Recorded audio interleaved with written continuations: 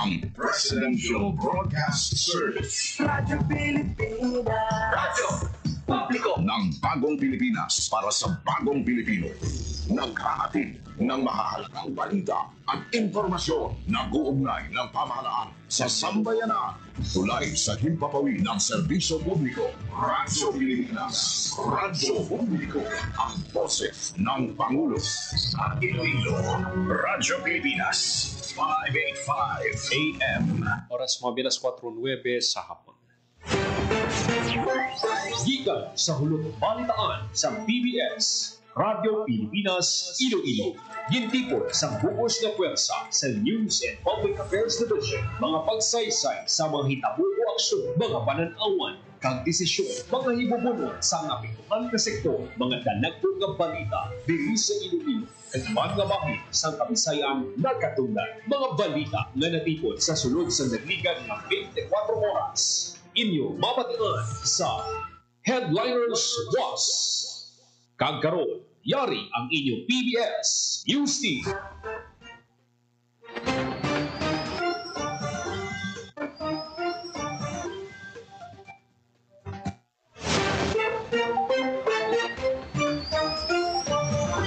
Mayong hapon, ini ang Headliners Was. Miyerkules, Mayo 7, tuwing 2025. Para sa Bagong Pilipinas, ng inyo alaga Joseph Paul Noblesa Tarosa, kagkaroon sa mga pangulong dinalangan. Headline. Final testing and sealing sa Robinson's main city proper ng Inmasulhay. Headline. BJMP nagiwat sa briefing sa 1045 ka PDLs nga magaboto sa nagahilapit ka eleksyon. Headline. Kamalek nag-issue sa duha ka show cause order bato kay mayoralty candidate Macario Napulan sa Miag-Aw. Headline. Tatlo ka chief of police sa Western Visayas ginrelieve sa pwesto pila ka adlaw antes ang eleksyon. Headline. PNP Provincial Director Tapulaw ginpasaling nga hindi pagpabayaan ng public safety sa Rojas City sa adlaw sa eleksyon. Headline. Negosyo centers ng DTI Iloilo nagiwat sa entrepreneurial seminar sa mga market vendors ng Barotac Nuevo. Headline. Kagkaroon sa detalye na sa aton mga balita. Radyo Pilipinas. Radyo Pilipinas News. Final testing and sealing sa Robinson's main city proper ng Inmasulhay. Detalye sa balita sa report ni Janelle Baclay. Radyo Pilipinas. Radyo Pilipinas. Nagiwat sa final testing and sealing ng Commission on Election, Iloilo City sa tatlo ka mga mall nga venues sa mall voting sa Lunes. Sa Robinson's main city proper, nagpadulong ang pilang ka residente sa Barangay Rojas Village, Kauswagan, Osmeña City proper para makigbahin sa mock election. Sa pagpang-usisa sang Radyo Pilipinas Iloilo sa mga miyembro sa Electoral Board kay staff, ilagin pahayag ng Inmasulay aktibidad sa diin komportable ang sitwasyon sa sulod sang venue. Magluwas sa mga taga-Comelec kag Electoral Board yaraman sa venue ang presensya sang kapulisan kag poll watchers agon magtambong sa aktibidad. Igapahamtang ang mall voting sa first floor sang Robinson's main sa kilid sa opisina sang PRC sa maabot nga Lunes nga adlaw. Ang Iloilo City ang nagapanghanda na sa pagpatigayonon nga mall voting kaupod sang Commission on Election sa apat ka mga naprobahan nga mall. Para sa Bagong Pilipinas, Janelle Baclay, Radyo Pilipinas, Radyo Publiko. Radyo Pilipinas. Radyo Pilipinas News.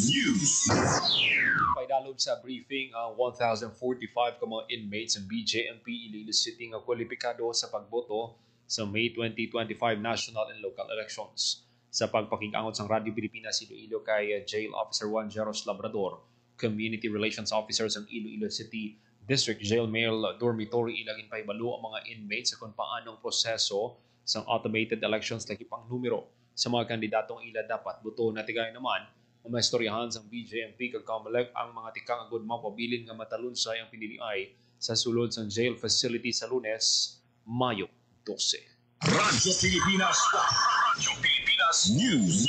Sa ibang panaton nga balita, gindagdagan sa Commission on Elections ang duha ka show cause order si Vice Mayor Macario Napulan sa Miag-Aw ni bangod sang nalikar paglapas sini sa Section 1 Article 3 sa Resolution number 11064 nga nag-require sa mga kandidato kag political parties nga rehistro ang ilang mga social media accounts kung anuman nga internet-based campaign platform sa COMELEC kag Section 1 Article 4 sa Resolution number 11064 nga nag-require sa mga kandidato kung political parties nga ideklara ang kamatuoran sa paggamit ng artificial intelligence technology sa ilang election propaganda kag dapat magamit sang insekto nga teknolohiya agud ma-identify ang authenticity kag legitimate source. Gintagaan sang COMELEC sa 5 ka adlaw para magsabat sinapulan ang 2 ka show cause order ang permado ni Task Force Katotohanan, Katapatan at Katarungan sa Halalan Chairperson Attorney Rex Laudianco. Sinapulan ang nagapadalagang alkalde sa Banwa sang Miagao, Iloilo. Radyo Pilipinas. Radyo Pilipinas News.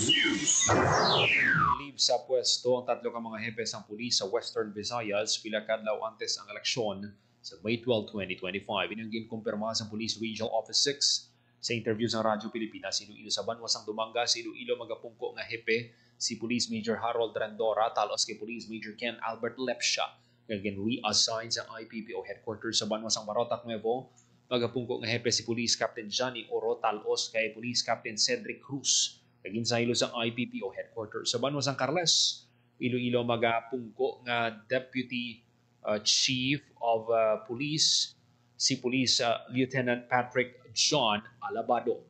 Sa Rojas City Capiz magapungko nga hepe si Police Lieutenant Colonel Ricardo Humuad talos kay Colonel Lumiain Ledawan nga mag-aalagad bilang Force Commander sa 1st Capiz Provincial Mobile Force Company. Orders ang pag-relieve sa mga opisyal na petsahan Martes, Mayo 6, 2025 sa pagpungko sang hepe. Yung panugyanan ni PRO6 Director Brigadier General Jack Wong kay mga pulis. Matutukan ang preparasyon sa eleksyon na mangin malinong kag mataway ang PDDI sa ilang lugar. Radyo Pilipinas. Radyo Pilipinas News. Pilipinas alas 4:15 sa hapon. Dugang ang mga balita sa pagbalik sa Headliners Boss. Mangkot-langkotan ni Simo. Ikaw niya si Tol? Si Tol, tanan natubras ang 3 gigs loss ang nagdigad na pandemya. Amon na waay naputol ang tubig, internet, kag kuryente namon. Pero hindi na electrician man ako. Ikaw si Tol, how? Si Tol, ang kapangita paagi na makabiyahe man kami mga riders, bisan wala kami plaka, tungod sa iya, waay naguntat ang amon ubra. Pero hindi Hi, ikaw niya si Tol? Si Tol, gindusok niya ang Maritime Zones Act. Tungod sini, waay madula ang atong depensa kag kinamatarong sa West Philippine Sea. Pero hindi Na, hinahanap mo raw ako.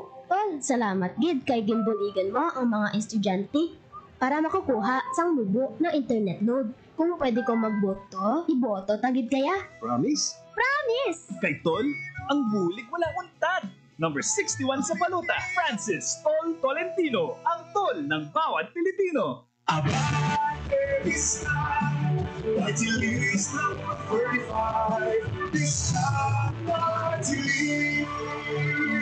Political ad paid for Abantilis na Party List, Dear Ana Avenue, Cebu City. Paid by Ben Hogan M. Sarahan, 17A Cruz, Barangay Amos, Navotas City.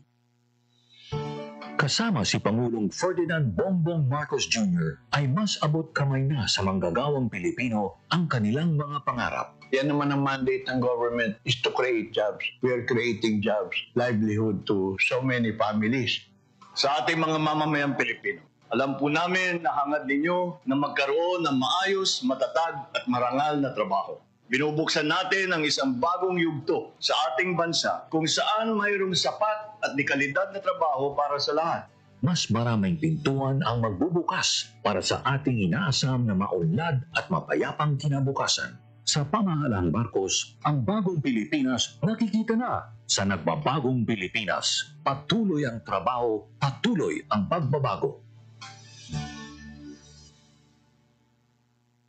Through our integrated efforts, we can create a future where no learner is left behind and every Filipino child can flourish in an increasingly complex world. Alinsunod sa pahayag na ito ni Pangulong Ferdinand R. Marcos Jr., nakipagtulungan ang Clark Development Corporation sa OB Montessori at Bloomberry Cultural Foundation Incorporated para itayo ang CDC OB Bloomberry Family Care Centers para sa ating mga katutubo sa Pampanga at Tarlac.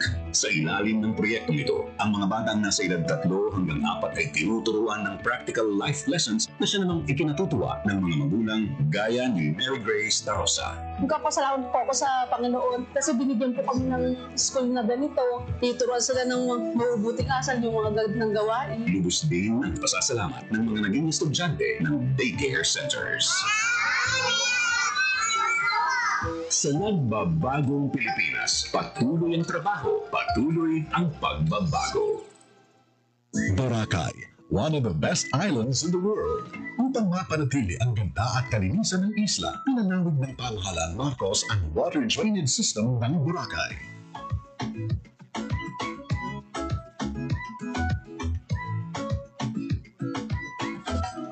Suportado ng DOT TIEZA ang adhikain ng Pangulo. Kaya ito pong Boracay ay talagang binabantayan namin, pinoprotektahan namin, sinusuportahan po namin ang mga pangangailangan niya para ma-maintain niya yung standard as an iconic destination, hindi lang dito sa Pilipinas pero sa buong mundo. Sa nagbabagong Pilipinas, patuloy ang trabaho, patuloy ang pagbabago. Magiging maayos po yung mga magninegosyo dito dahil maganda na yung kanilang lugar, hindi tulad doon sa mga tabi ng karsada na nagkakaroon ng traffic, nagiging risk pa sila doon sa kanilang mga kalusugan dahil po yung mga emissions ng mga sasakyan. Isa sa inaabangang proyekto ngayon ng SM Prime Holdings Incorporated sa pakikipagtulungan ng Local Government Unit ng Pasay, ang 360-hectare reclamation project na tatawaging SM Smart City. Sa kasalukuyan, dinidevelop na ang lupa nito sa harap ng Mall of Asia Complex at inaasang matatapos ang proyekto sa 2028. Ipinapangako ng SM Prime katulong ng ating pamahalaan na hinihigitan pa nila ang tagumpay ng SM Mall of Asia Reclamation at sa pamamagitan nito ay mas mapagyaman pa ang ating business district. Maparami ang magagandang oportunidad, trabaho at pagkakakitaan ng bawat tao. Sa pamahalaan Marcos, ang bagong Pilipinas, mas posible, patuloy ang trabaho, patuloy ang pagbabago. Nabuo sa ilalim ng administrasyon ni Pangulong Ferdinand R. Marcos Jr. ang Transparency Initiative. Layo nitong ipakita ang mga tunay na nangyayari habang iginigiit ang ating karapatan sa West Philippine Sea. Our interests are clear.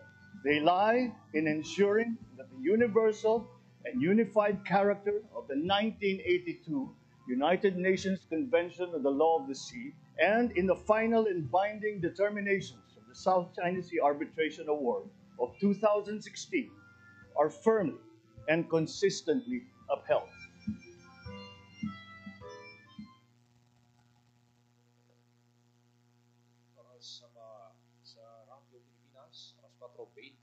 Sa hapon kagkaron sa dugang panaton ng mga balita sa Headliners Boss.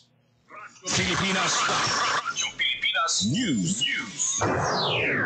PNP Provincial Director Tapulaw gimpasaling hindi pagpabayaan ng public safety sa Roa City sa adlaw sa eleksyon. Detalye sa balita, Marian Grace Aranieta. Radyo Pilipinas.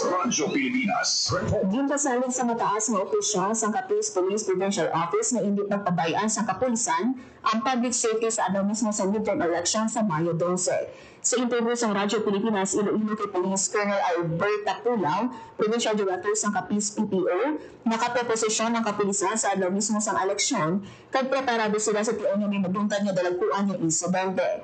May masobrang 1,300 ka PNP personnel ang idadeploy sa eleksyon, nagluwas pa sa personnel na iugnan sa Philippine Army kag Philippine Coast Guard sa Capiz. Nagluwas sa adlaw sa eleksyon nagabuligman sa pag-secure sa automated counting machine o kung ACM ang kapulisan nga dalo sa kada polling precinct. Dugang pa ni Pilita Pula nga intakman ang security sa mga kandidato kung sunod sa iya nga medyo intense lang ang eleksyon sa 1st District sa pagkakongresista sa Capiz. Nagapapili sa pagkakongresista sa 1st District sa Capiz si Paulo Rojas, nga bata ni former Senator kag Interior and Local Government Secretary Mar Rojas, kontra kay Representative Howard Ginto sa Pinuno Party List. Lakip sa 1st District ang mga banwa sa Maayon, Panay, Pilar, Panitan, Pontevedra, President Rojas, kag Rojas City. Nalakip naman sa 2nd District ang Cuartero, Dao, Dumalag, Dumaraw, Ibisan, Hamindan, Mambusaw, Sapian, Sigma, kag Tapas. Para sa Bagong Pilipinas, Marian Grace Aranieta, Radyo Pilipinas, Radyo Publiko. Radyo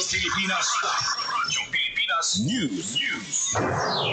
Bulto nga syabong nagkumpiska sa kapulisan sa isa ka high-value individual sa ginpatigayon nga bypass operation sa Sitio Lusad, Barangay Tuble, Tubungan, Iloilo.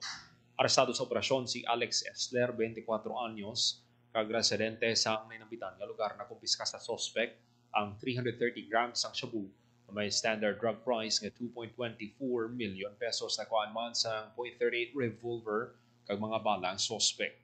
Kaso nga paglabas sa Republic Act 9165 bangod sa illegal nga droga kag Republic Act 10591 bangod sa loose firearm ang pag-atubangon sa suspect. Radyo Pilipinas. Radyo Pilipinas News. Asod nga operasyon ang ginpatigayon sa kapulisan sa syudad sa Iloilo nga nagresulta sa pagkakumpiska sa 1.83 million pesos nga balor sa shabu. Unang operasyon ang ginpatigayon sa Regional Police Drug Enforcement Unit 6 sa Barangay Boulevard, Molo nga nagresulta sa pagka-aresto ni alias Ulok kag pagkakumpiska sang 680,000 pesos nga balor sa illegal nga droga. Samtang nadakpa naman sa Iloilo City Drug Enforcement Unit si alias Win sa ginlunsar nga bypass operation sa Barangay Lanit Haro, Iloilo City. Nakumpiska sa suspect ang 170 grams ng shabu nga nagabalor sa 1.15 million pesos sa naging Police Regional Office 6 Director Brigadier General Jack L. Wonky. Ang duha ka operasyon nagpakita sa commitment kag kapisan sa kapulisan nga papaso ng illegal nga droga sa komunidad.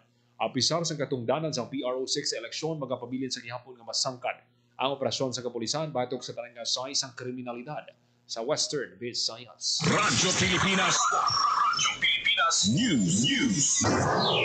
Sa entrepreneurial seminar ang Department of Trade and Industry o DTI Iloilo para sa mga market vendors ng Barotac Nuevo. Iniba na agi sa mga negosyo centers ng Barotac Nuevo kag Dumangas katuwang mga Barotac Nuevo market personnel katuyuan sa aktibidad nga mapasangkat pa ang hibalo kag mapabaskog pa ang kasarang sa mga market vendors sa pagnegosyo. Tinutuyo man sa aktibidad nga mainganyo mga market vendors na mag-adopt sa entrepreneurial mindset kag mag-avail sa nanuay-tuway nga suporta sa gobyerno. Ginpatpat man sa aktibidad ang responsable nga pagbaligya kag mga kinamatarong sa mga bumalakal, budgeting, saving kag basic financial management pati na ang mga financing opportunities nga ginatanyag sang Small Business Corporation. Radyo Pilipinas. Radyo Pilipinas News. Aktibo nga nagpakigbahin ang mga mangungumagikan sa kabanuhanan sang Iloilo kag Sigma kapis sa hands-on training kag exposure activity sa Western Visayas Integrated Agricultural Research Center on West Viarc sa Hamungaya, Haro. Ini kabahin sang Agricultural Technology Forum nga isa sa mga aktibidad sang selebrasyon sang Farmers and Fisher Folks Month nga ginahiwat kada Mayo lakip sa mga gintudlo sa mga mangunguma ang comprehensive technical information angot sa mga key projects kag facilities sang West Viarc kaangay sang vegetable gardening kag smart greenhouse farming. Gintudlo man sa mga mangungumang natuy sa banana tissue culture production, full army worm control strategies for green corn, farm mechanization, plant propagation techniques paggamit sang biological control agents, pati ng goat, native chicken production. Radyo Pilipinas. Radyo Pilipinas News. Sa ibang naton nga balita sa programang Usapang Agrikultura, ginpayag ni Chairperson Mr. Ramon Maranyon nga katungdanan sa Provincial Agriculture and Fisheries Council nga ang pagpasad sa mga resolusyon para masabat ang mga problema ginapangtubang sa mga mangunguma kag mangingisda sa probinsya sa Guimaras. Sunod kay Maranyon ang konseho ang ginabuusan sa mga pinuno sang nagkalaylayng asosasyon kag kooperatiba sa mga mangunguma nagahiwat sa sinapol ug istoryahan ang mga pagpanghangat sa agrikultura kag ang mga resolusyon ng ilan naman ginaendorso sa sanggunian para makapasar sa ordinansa. Ginhalimbawa sang PAFC chairperson ang resolusyon nga ilagin endorso sang sangguniang panlalawigan sang 2015 kag nangin ordinansa sang 2017 nga nagaregulate nga nagsiguro sang husto nga pag-harvest sa mga paho sang Guimaras. Radyo Pilipinas. Radyo Pilipinas News. Suporta kag partisipasyon sa Provincial Agriculture and Fisheries Council Guimaras sa selebrasyon sa Farmers and Fisher Folk Month 2025. Sunod kay Mr. Ramon Maranyon, chairperson sa konseho, mayara sila sang dialogo sa mga kabanuhanan sa probinsya agud mahibaluan ang mga problema kag suhestyon sa mga mangunguma. Sa dialogo, ginpayag ni Maranyon nga bukas ini sa tanan mga mangunguma, mga pamatanon kag kababainhan ay baluan nga kada bulan sa Mayo ginasaulog ang bulan sa mga mangunguma kag mangingisda. Radyo Pilipinas. Radyo Pilipinas News. Tugan sa pagsaulog sa Farmers and Fisher Folk Month sini nga Mayo, may mensahe man ang pinuno sa Provincial Agriculture and Fisher Folk Council sa mga mangungumang Guimaras nun. Pangabay ni Mr. Ramon Maranyon sa mga kasubong nga mangunguma, padayonon lang ang paghatag sa pagkaon para sa mga Guimaras nun, kag hindi magduwa-duwa nga magpasakop sa mga sinapol nga ginatanyag sa ila banwa o sa probinsya. Radyo Pilipinas. Radyo Pilipinas Pilipinas News. Hilin sa gyapon sa alert level 3 o kung magmatic unrest ang bulkang Canlaon sang Negros. Sanig sa pinakauling nga monitoring sa PHIVOLCS Mayo 7, 2025 sa makaligad nga 24 oras ara sa napulo ka volcanic earthquake ang nabalhag samtang naglabot naman sa 1,724 katonelada kada adlaw sa Mayo 6 ang sulfur dioxide flux sang bulkang Canlaon bangod nakasaka sa gihapon ng alert level 3 sa bulkan. Ginadilian sa gihapon ng pagpalupad sang eroplano malapit sa Summit Crater sang Canlaon. Radyo Pilipinas News. Sa kasunog ang nagluntad sa Roa Subdivision, Barangay Oñate, Dilion, Mandurriao, pasado alas 11 kay inasang aga. Base sa inisyal ng impormasyon, nag-first alarm ang sunog sa 11:42 sang aga, kag gindeklara ini nga fire out pasado alas 12. Sanig sa datos ng City Social Welfare and Development Office sa Kabalay totally damaged kag 4 naman ang partially damaged. May 7 ka pamilya ang apektado sa sunog kag ginubusan sang 21 ka individual gilay naman nga nagatag sang food kag non-food items. Ang CSWDO sa mga biktima ginembestigahan pa sa Bureau of Fire Protection Iloilo City ang gintunaan sang sunog. Radyo Pilipinas News. Sa ibang panaton nga balita, pahayagan nga gintukod sa itong 1893 ang Ilonggo Baganihan nga si Graciano Lopez Haina, ginpakita sa publiko. Detalye sang balita sa report ni Emmy Rose Santiagudo. Radyo Pilipinas Report. Isa katalagsaon na kopya sa 1893 na payagan na gintukod sa Ilonggo nga Baganihan nga si Graciano Lopez Haina. Ang opisyal na gin-turn over sa University of the Philippines Visayas, Iloilo City Campus ang Miyerkules. Ang pahayagan na may titulo na El Latigo Nacional ginpakita sa publiko sa symposium na ginorganisa sa UPV Center for West Visayas Studies kaupod ang University of Virginia. Ang orihinal na pahayagan nagasulat sa lingway na Espanyol kag nadiskobrehan sang scholar na si Robert Sanchez Alvarez santong 2023 sa iya nga archival research sa Barcelona, Spain. Ginpaidalo ng kopya sang pahayagan sa nabusisi nga conservation, digitization kag preservation. Ipahantang ang kopya nga ini sa Center for Visayas Studies. Gintabugan naman sa mga estudyante, historians kag iban pa ang symposium na may titulo na El Latigo Nacional and Afterlives of Brit Lopez Haina Archival Return and Trans-Pacific Conservation. Para sa Bagong Pilipinas, sa Emerson Santiagudo, Radyo Pilipinas, Radyo Publiko. Radyo Pilipinas News. Sa ibang panaton nga balita, nakagraduar ng 26 ka trainees sa Community Guiding Seminar sa Boracay Island. Ang aktibidad ginpatigayon sa Department of Tourism Region 6. Kaupo ng lokal nga Panguluan sa Malay bilang kampanya sa kampanya sa pagpasangkat sa turismo sa riyon. Ginhana sa mga aspiring local guides, tour guiding, pagpabaskog sa kultura, pagpangapin sa palibot kag pag-atipan sa mga bisita. Sunod sa DOT 6, kwalipikado na ang 26 ka tour guide nga magbulig sa community-based tourism kag maghatag sang mas mayong eksperyensya sa mga bisita samtang ginapabugal ang katahum sa Boracay kag mga kaingod nga komunidad ng Baluan nga kabahin ang community guiding training sa paray nga programa sa gobyerno sa pagpataas ng kapasidad sa mga pumuli agad masiguro ang benepisyo sa turismo makalapot tubtub sa kabarangayan. Radyo Pilipinas News. So para sa August 2025 Civil Service Exam, mag-umpisa sa Mayo 13. CSC Field Office copies magahiwat sa mobile filing. Detalye sang balita sa report ni Marian Grace Erenieta. Radyo Pilipinas. Nag-uumpisa sa Mayo 13 sa mga tuig ang online application para sa Career Service Examination Pen and Paper Test nga hiwaton sa Agosto sa mga tuig. Sa ginpagawa nga anunsyo sa Civil Service Commission, magabaton sa aplikasyon sa first come first served basis humanin Mayo 13 tutig Hunyo 11 sa mga field office. Samtang sa mga taga-kapi sa makasumite sa aplikasyon sa CSC Field Office Capis nga nahamtang sa Isla, Barangay La Metroha City kada Lunes, tutig Martes, humanin las 8 sa aga tutig las 5 sa hapon magiwas lang sa weekends o on holidays. May pagkahimatong man ng mobile filing sa nanuhaytuhay na lugar sa Capiz. May mobile acceptance sa Mayo 21 sa Municipal Hall sa Sapian, Mayo 22 sa 3rd floor sa Reception Hall sa Tapas, Mayo 23 sa Municipal Hall sa Amindan, Mayo 28 sa Municipal Hall sa Pontevedra, Mayo 29 sa Cultural Center sa Mambusaw, kag Mayo 30 sa Municipal Hall sa Cuartero. Mischedule man sa mobile filing sa Hunyo 2 sa Municipal Hall sa Pilar, Hunyo 3 sa Capsu Main, Hunyo 4 sa Capsu Sigma, kag Hunyo 5 sa Capsu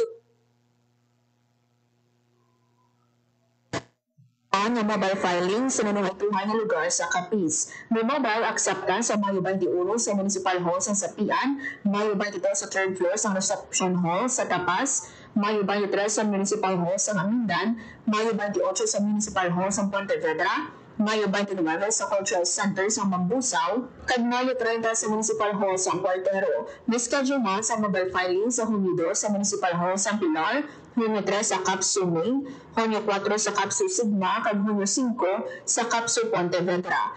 Magabaton sa aplikasyon ng CSC Capi sa Robinsons Place Rojas sa Mayo 15 to 16, kag 19 to 20, kag sa Hunyo 9, kag 10 to 11. Hiwato ng CSC PPT sa Agosto 10 sininga tuig. Para sa Bagong Pilipinas, Marian Grace Aranyata, Radyo Pilipinas, Radyo Publiko. Radyo Pilipinas. Radyo Pilipinas News. Radyo Pilipinas, alas 4:34 sa hapon.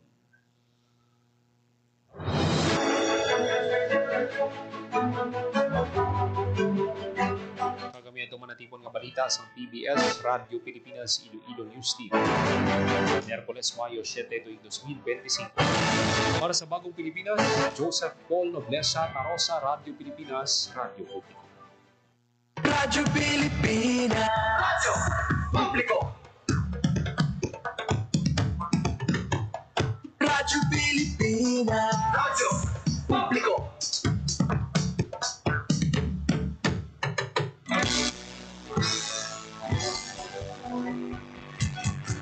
Mahalagang mga balita, napapanahong impormasyon. Kami ang inyong gabay, pag may bagyo at sakuna. Serbisyo ng gobyerno, kapag may nangangailangan. Mga proyekto ng Pangulo, damang-dama ang pagmamahal niya.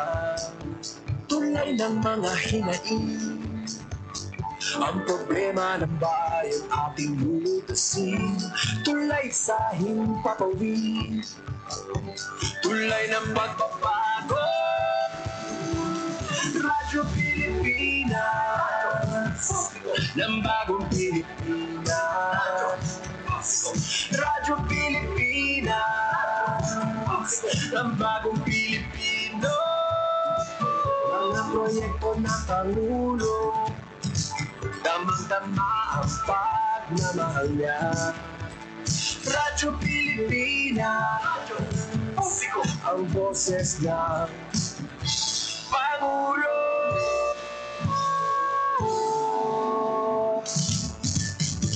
Karamay niyo kami, kahit malayo man kami nakakarating. OFW magsasaka, buhay ay iba't iba, san mang lugar ng bansa natin. Tulay ng mga hinaing, ang problema ng bayan ating lutasin. Tulay sa himpapawid, tulay ng pagbabago. Radyo Pilipinas, ng bagong Pilipinas. Radyo Pilipinas, ng bagong Pilipino. Mga proyekto ng Pangulo, damang-dama ang pagmamahal niya. Radyo Pilipinas, ang boses ng Pangulo.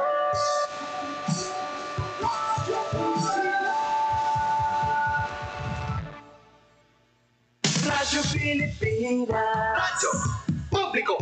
Radyo Pilipinas,